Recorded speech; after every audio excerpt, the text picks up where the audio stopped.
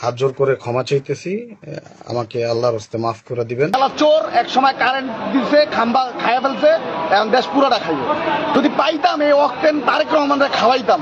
আবার লাস্টে কি কইলো, আমার অতীতের ভুল ক্ষমা করে দেন।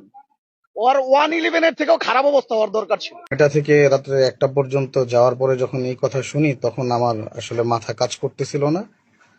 তখন আমি হয়তোবা মানসিক ভারসাম্যহীনভাবে এই কথাগুলো বলছি, যেটা আমার মোটেই বলা উচিত হয় নাই। এজন্য আমি দেশ ও জাতির কাছে ক্ষমা প্রার্থনা করতেছি। বিশেষ করে জনাব তারেক রহমান সহ বিএনপির সকলের কাছে আমি এটার জন্য হাত জোর করে ক্ষমা চাইতেছি। আমাকে আল্লাহর হস্তে মাফ করে দিবেন। আমার আসলে হিতাহিত জ্ঞান ঠিক ছিল না, এই জন্য আমি এটা বলে ফেলছি। আমাকে একটা স্বাভাবিক জীবন যাপন করার মতো একটা পরিস্থিতি করে দিবেন। আমি আপনাদের কাছে ক্ষমা প্রার্থনা করতেছি, মাফ করে দিবেন।